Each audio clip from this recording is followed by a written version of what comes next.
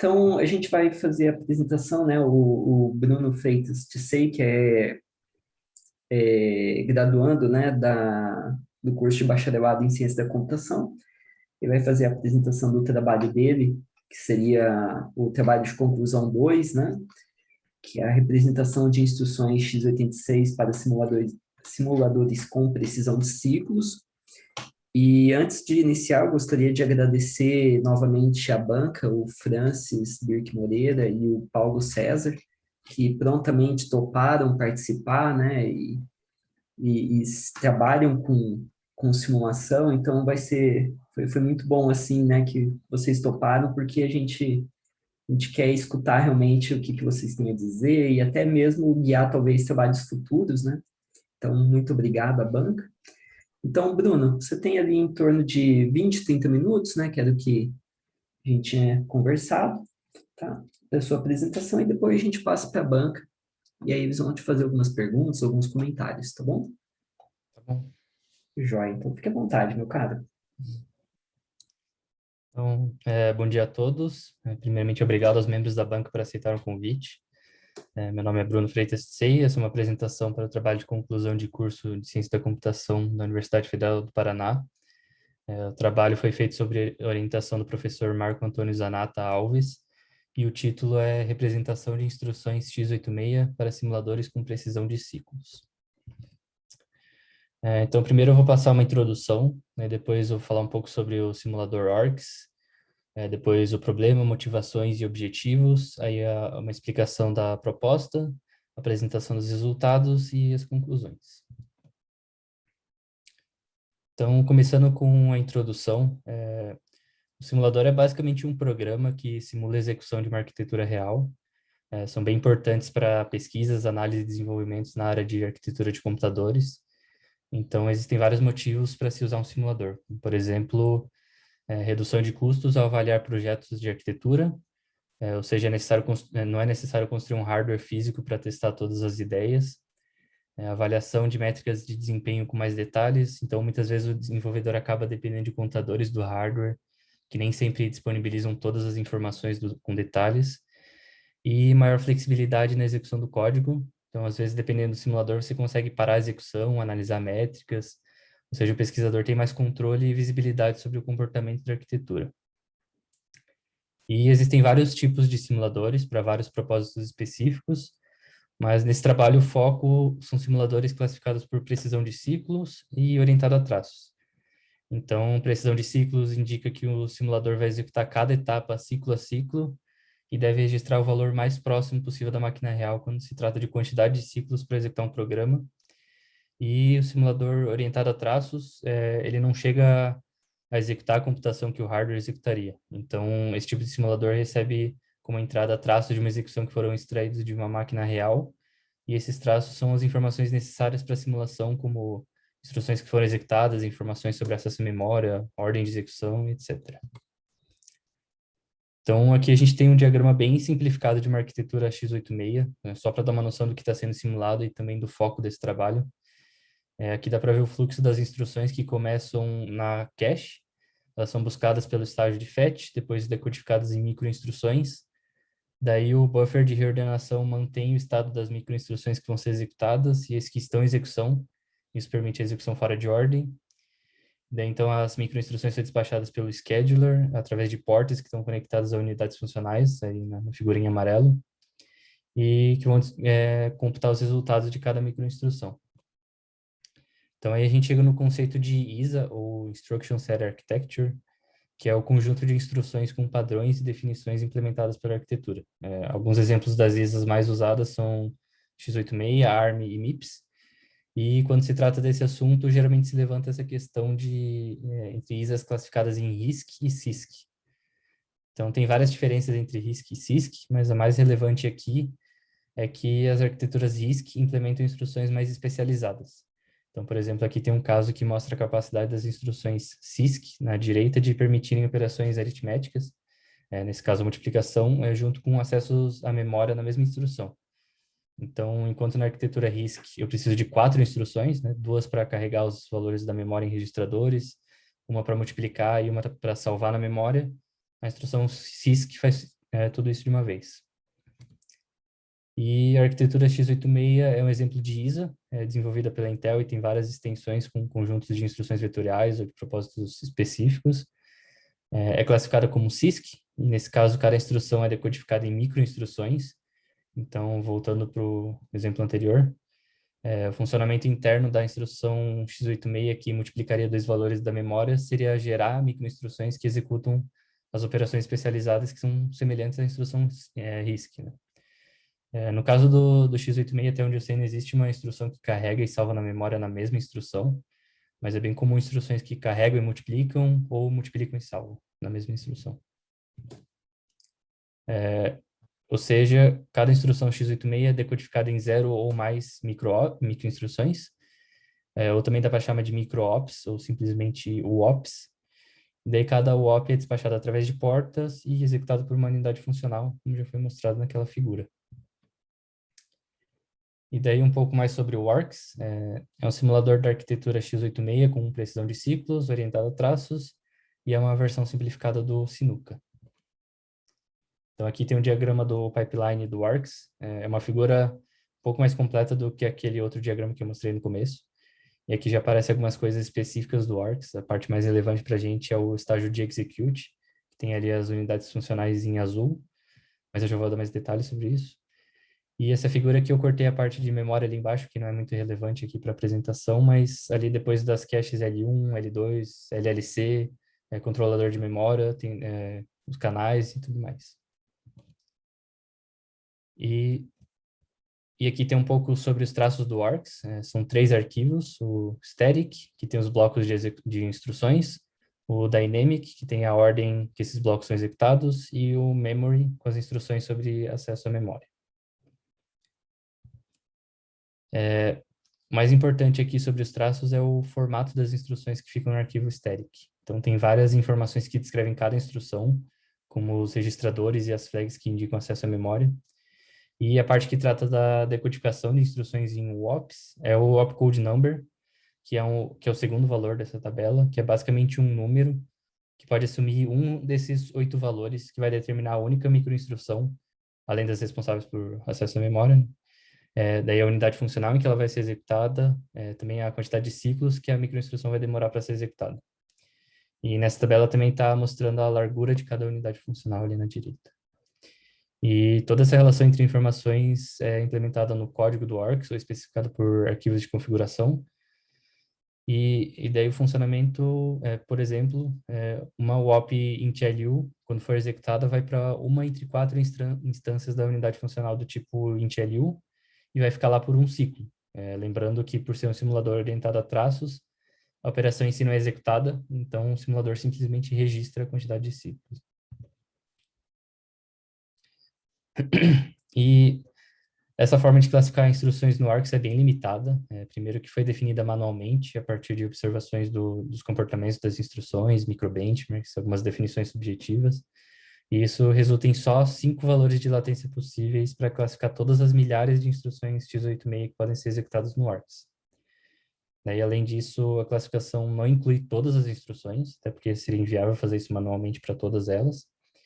E, por definição do ARCS, todas as instruções que não foram incluídas nesse processo são classificadas em int LU, lembrando que é uma WOP que é executada com uma latência de um ciclo. Então, por causa de toda a complexidade e variedade de instruções x86, o ARCS original, com só 5 valores de latências para os WOPs, passa bem longe de conseguir representar todas as instruções que o simulador aceita. Nesses gráficos aqui, todas as instruções listadas pelo wops.info, que eu já vou explicar um pouco mais, foram ordenadas por latência no eixo X, e a latência de cada instrução é mostrada no eixo Y. Sendo que no gráfico da esquerda tem as latências fornecidas pelo wops.info, e na direita foram usadas as latências definidas pelo ARCS para cada instrução.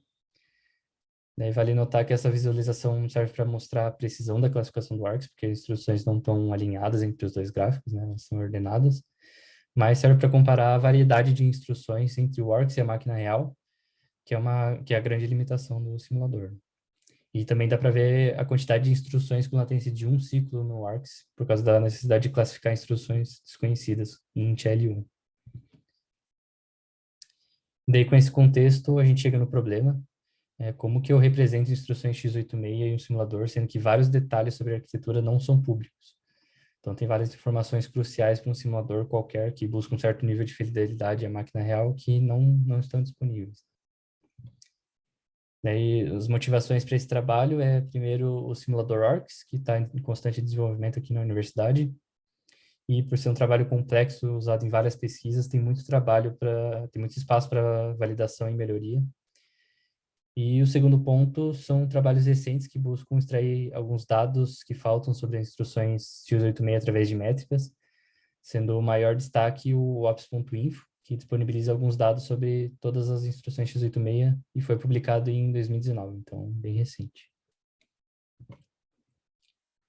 E o objetivo é propor uma solução para o problema da representação de instruções no simulador ARCS, com os dados do ops.info e avaliar os impactos. E daí também, já que foram levantados os problemas do ARCS, outro objetivo é melhorar a capacidade do ARCS, né? Obviamente não existe uma melhor solução possível, mesmo se a gente tivesse acesso a todos os detalhes da arquitetura, a solução não seria necessariamente implementar todos esses detalhes, porque aí a complexidade seria muito alta, e também não seria ideal tratar as instruções do simulador de uma forma muito simples, porque isso iria resultar numa perda de precisão da simulação e também da capacidade de gerar métrica.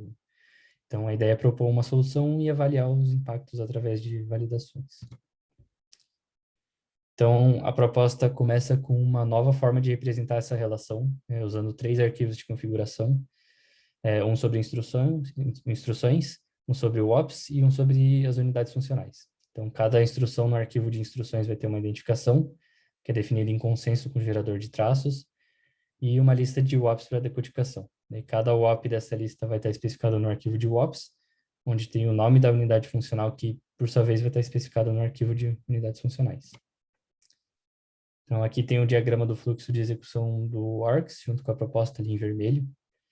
Então, tudo começa com um executável, que é passado para o gerador de traços, que extrai os 3 arquivos que são usados de entrada para o ARCS, que simula a execução usando os arquivos definidos agora para decodificar as instruções, e gera estatísticas de simulação com várias métricas da arquitetura.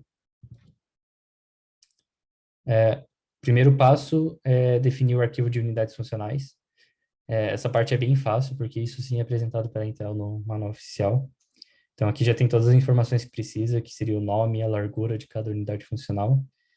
E nessa tabela ainda tem alguns poucos exemplos de instruções para cada unidade funcional que executa.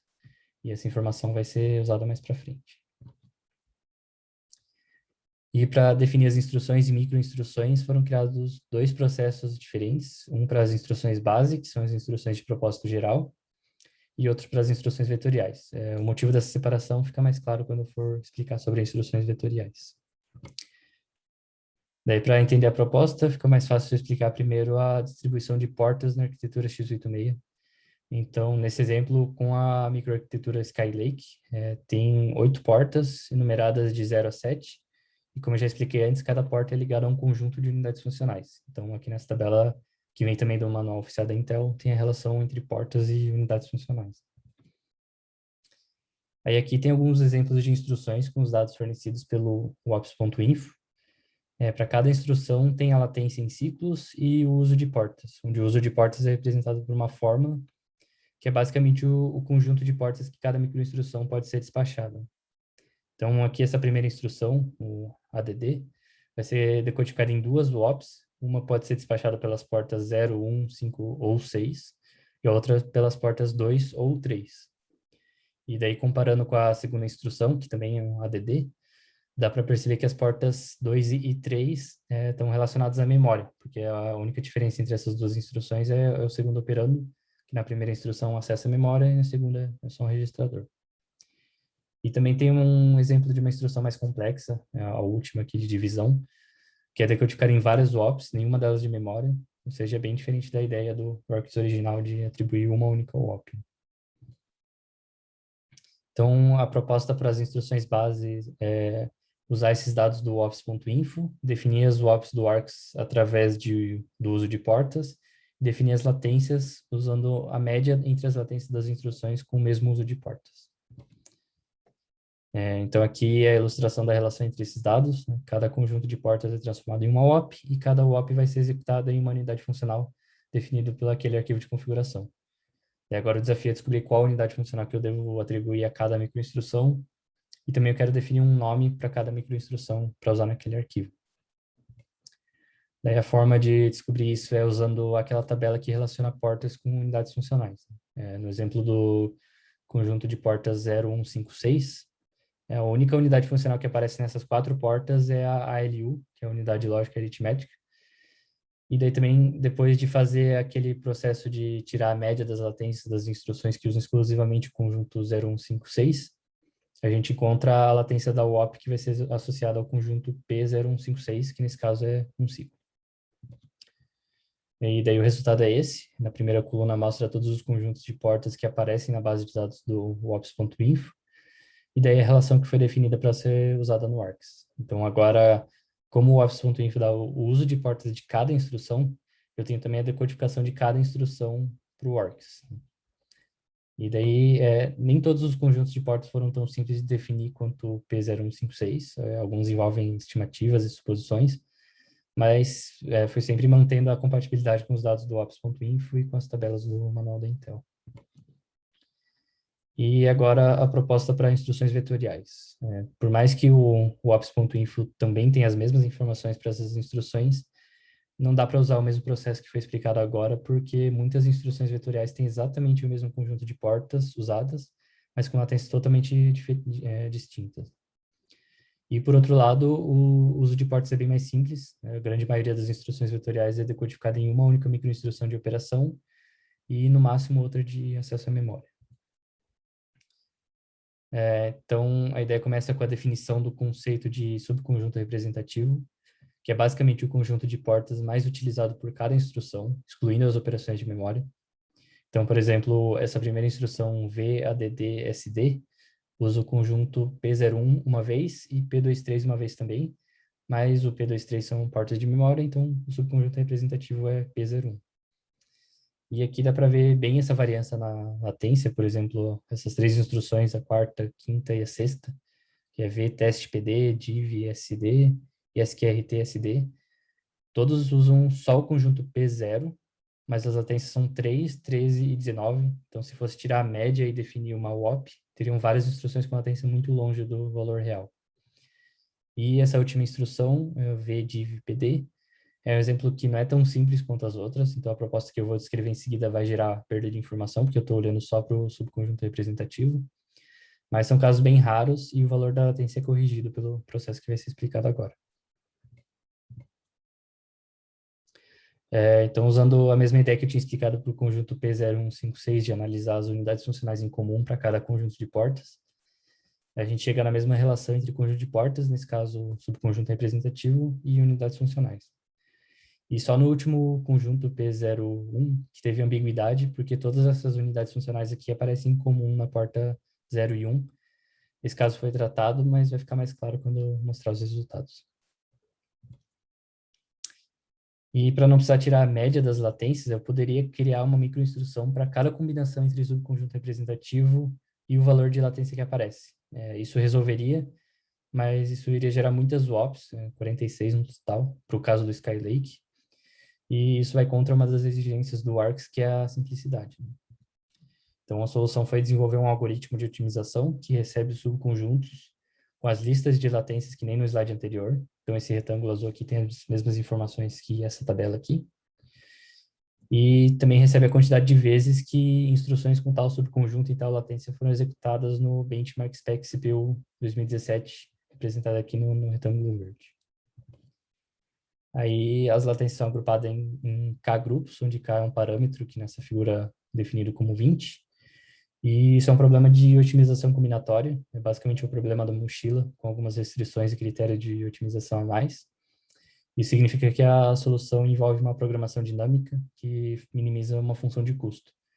E essa função leva em consideração a contagem das instruções do spec, ou seja, as relações subconjunto e latência que não aparecem com frequência no spec não vão ser priorizadas nesse agrupamento, porque, de qualquer forma, esse agrupamento vai gerar perda, essa informação sobre as contagens do spec serve para diminuir essa perda e não gerar muito impacto nos resultados.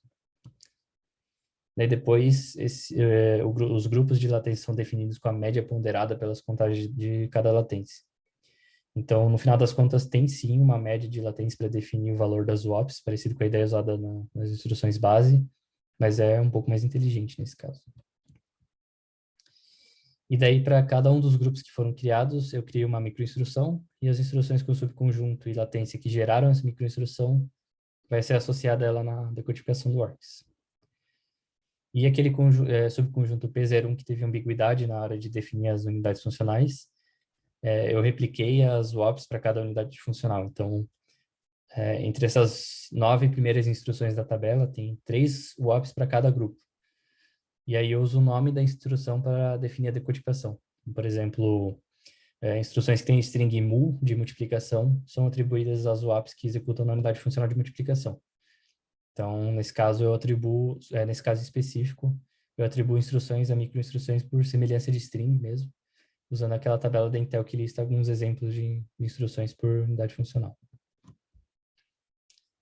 Daí, para demonstrar os resultados da modificação proposta, foi definido um conjunto de microbenchmarks e o benchmark Spec CPU 2017, tudo medido em IPC, comparando o works original com a proposta e com a máquina real. Os microbenchmarks são programas simples que executam instruções do mesmo tipo de forma independente em loop, ou seja, não existe dependência entre os registradores explícitos para cada instrução em sequência. Daí, para cada microbenchmark, foram executadas 1 milhão de iterações, com 32 instruções cada, e os resultados da máquina real foram medidos 1000 vezes e depois tirado a média do IPC. Daí o primeiro conjunto de microbenchmarks executa algumas instruções base, que foram selecionadas para representar o conjunto completo de instruções desse tipo. E nessa comparação entre as unidades funcionais e latências de cada instrução, já dá para notar algumas diferenças. Então, por exemplo, essa segunda instrução, o end-n, no works original, a OOP executa na unidade funcional int.lu, que tem largura 4, enquanto na proposta ela executa numa unidade funcional de largura 2. Então, dá para esperar uma vazão menor que vai impactar no valor de IPC. Daí aqui está a comparação entre os IPCs para cada microbenchmark. A barra do meio em laranja é a execução na máquina real, na esquerda em azul é o works original e em verde na direita é o works com a modificação proposta. Então, realmente aquela instrução agora caiu o IPC para 2, que é muito mais próximo da máquina real. E isso é um erro bem comum do works original de classificar as instruções como int.lu, consequentemente jogar o IPC para 4. Isso pode resultar numa percepção de performance da aplicação que é falsa.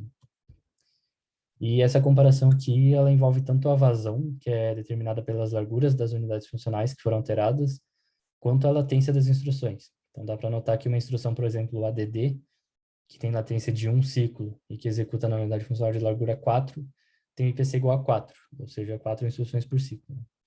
E se eu alterasse só a latência ou só a largura, o IPC sofreria um impacto correspondente. E aqui o erro percentual absoluto médio para as duas máquinas em relação à execução na máquina real. Então, dá para ver que teve um ganho bem relevante para esse conjunto de microbenchmarks.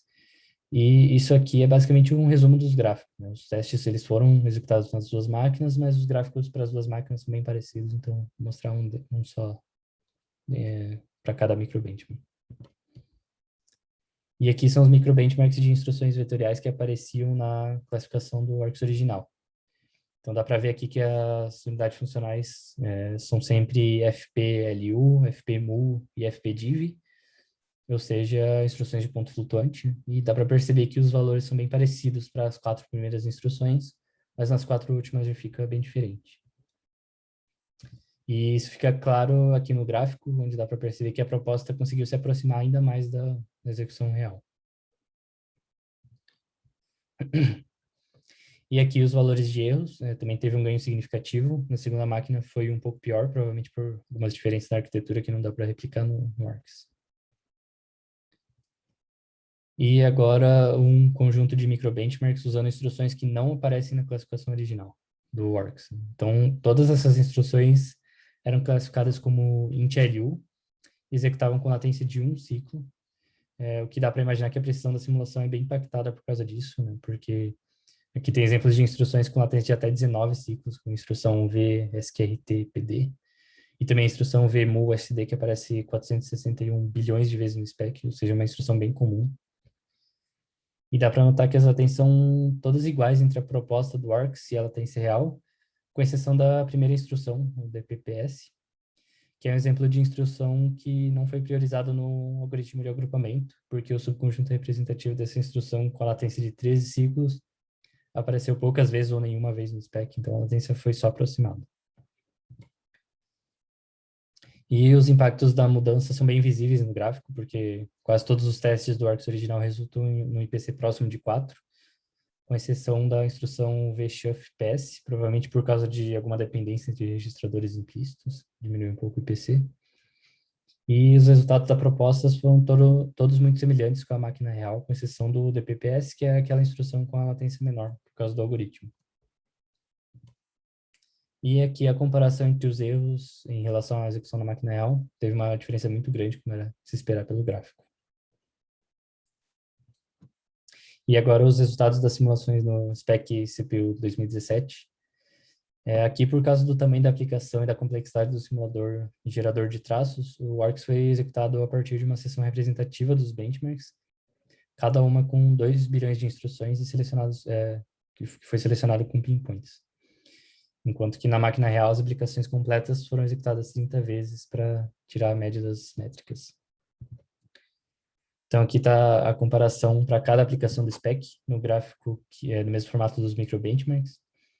E dá para perceber que não tiveram muitas diferenças entre a proposta e o ARCS original. Quase todas as aplicações têm os resultados bem próximos, às vezes pior, às vezes melhor. Isso já era esperado, porque as instruções mais comuns já eram bem representadas, principalmente as instruções envolvendo valores inteiros, que são as instruções mais usadas pelas aplicações da direita, as que terminam em cint. E as exceções são a terceira e a quinta aplicação, que é o IMagic e o NEB, que tiveram resultados bem piores. Dá para ver que nessas duas o IPC foi bem menor que o esperado e menor que o ARCS original também. Daí aqui a comparação dos erros, dá para ver que o ARCS modificado foi um pouco pior, como já foi observado no gráfico. E agora a gente precisa tentar entender por que os resultados foram piores, né? Se as únicas coisas que foram alteradas foram as latências das instruções e a configuração das unidades funcionais, que teoricamente são mais próximas da máquina real, por que que as métricas de duas aplicações se afastaram dos resultados da máquina real e por que que o resto das aplicações de ponto flutuante tem os resultados próximos do ARCS original. A primeira hipótese é que o ARCS se aproximava mais dos resultados da máquina real naquelas duas aplicações, não por causa da precisão da simulação, mas sim por causa da classificação otimista demais, que atribuía latências baixas às instruções e atingia um IPC mais alto, enquanto possivelmente outros componentes contribuíam com a redução do valor do IPC. Isso significa que se todos os outros componentes do ARCS tivessem 100% de precisão, aí o IPC seria mais alto que o valor da máquina real para o ARCS original. E aqui tem uma evidência disso, que é a comparação entre a distribuição de WOPs por unidades funcionais e as latências médias no ARCS original e no ARCS modificado para aplicação IMagic, que é a que teve o resultado pior, né? E dá para ver que 79% das WAPs eram classificadas como int-LU, com latência média de um ciclo no ARCS original, enquanto que a proposta aponta que, na verdade, são só 29% de LU, e o resto é distribuído entre unidades funcionais de operações vetoriais com latências maiores, que faz sentido para uma aplicação que trabalha com valores de ponto flutuante, que é o caso do IMagic. E isso significa que, independente dos resultados, a representação de instruções do ARCS original era, sim, mais otimista que o ideal. E uma hipótese do porquê dos resultados das aplicações não serem tão ruins quanto da aplicação IMagic é que os outros componentes do ARCS escondem o impacto da nova representação de instruções. Tem uma forma de verificar isso, começa com a comparação das latências médias das WOPs entre as duas versões do simulador.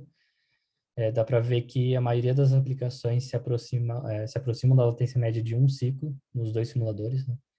Porque essa é a latência das instruções ALU, Mas daí tem 4 aplicações que se destacam por terem a média bem mais alta, exclusivamente no Orcs modificado, que são as aplicações Cacto, BSSN, Magic, LBM e NEB. Então, Magic e NEB são as que tiveram os resultados piores no IPC, e elas estão entre essas aplicações, mas o Cacto, BSSN e o LBM não tiveram os resultados tão diferentes do Orcs original naquele primeiro gráfico lá. Então, se eu voltar aqui, os resultados para o Cacto, BSSN e o LBM são praticamente iguais para as duas versões do simulador. E isso é contraditório com esse gráfico aqui, ainda mais considerando que a média do LBM é ainda maior do que o Magic. Daí, comparando com a distribuição para o LBM, dá para perceber que é ainda mais impactante a diferença entre as latências, porque nesse caso, antes era 60% de int LU, agora só 4%. E daí tem 35% de latência 4 e outra unidade com 19% de latência 4 também. E isso tem a ver com o uso de CPU versus o uso de memória de cada aplicação. Então aqui dá para ver que entre aquelas 4 aplicações com a diferença na média de latência, 2 são memory bound e as outras 2 são CPU bound. Então, sendo que as maiores diferenças no IPC entre as versões do Arc são bem explícitas só nas aplicações CPU bound, porque nas outras o impacto das mudanças é escondido pelo uso intenso da memória. Daí algumas outras hipóteses que podem explicar os resultados. Primeiro, os 2 bilhões de instruções selecionadas pelo Pinpoints para gerar os traços. Por mais que seja uma quantidade bem elevada de instruções, ainda é uma fração bem pequena da aplicação completa, principalmente no caso do eMagic, que é uma das maiores aplicações do spec. E por mais que seja uma seção representativa da execução completa, né, ou seja, não é uma fração aleatória, ainda assim é difícil de acreditar que um IPC de 0,04% da aplicação possa ser próximo do IPC da aplicação completa só por mérito da precisão da simulação. E daí também, obviamente, existem muitos mecanismos que não são implementados no ARCS e eles podem estar contribuindo com os resultados de uma forma relevante. Daí, conclusões. Primeiro que várias instruções eram mal representadas no ARCS original. Isso deu para perceber com os microbenchmarks e é um ponto que com certeza precisava ser ajustado de alguma forma. Daí os microbenchmarks revelaram melhorias na precisão da simulação, ou seja, a proposta demonstrou uma aproximação significante da máquina real. Os resultados do SPEC revelaram possíveis problemas e desafios, o que era de se esperar, porque são aplicações complexas, rodando num simulador que está longe de ser tão completo em comparação com uma arquitetura física. E também teve a demonstração da importância da validação dos componentes, né? A gente observou que num sistema tão complexo como um simulador de arquitetura, se você tem um único componente que não está bem representado, você corre o risco de tirar falsas conclusões sobre outros componentes. E quando vários componentes não são precisos, fica muito difícil de detectar problemas, principalmente analisando métricas globais. E, por fim, algumas ideias de trabalho futuro. Primeiro, melhorias e validações em outros componentes do ARCS. Então, todo esse processo de fazer microbenchmarks, isolar comportamentos e comparar com a máquina real pode ser feito para qualquer outro componente que já está implementado. Daí, resultados que considerem o tamanho dos traços do spec, porque, de acordo com aquela hipótese que foi levantada, talvez não faça muito sentido sair comparando a aplicação completa com uma seção tão pequena de traços. Talvez daria para especificar alguns testes que levam isso em consideração, e também tem bastante espaço para análises estatísticas mais sofisticadas. Daí análises mais aprofundadas sobre o impacto da memória no spec, então é aquela questão de tentar isolar os componentes e descobrir os impactos de um componente em outro. E validação utilizando contadores do processador. Eu sei que tem alguns contadores que dão algumas métricas de uso de portas e número de ops que foram executados em uma aplicação completa. Então talvez daria para comparar isso com a proposta e validar mais ainda. E simulação de arquiteturas RISC, porque agora a representação de instruções, decodificação, unidades funcionais, é tudo representado em arquivo de configuração. Então, daria para customizar esses arquivos e tentar reproduzir uma arquitetura que possivelmente tem mais informações disponíveis. Então, daria possivelmente para fazer uma simulação mais completa. E é isso.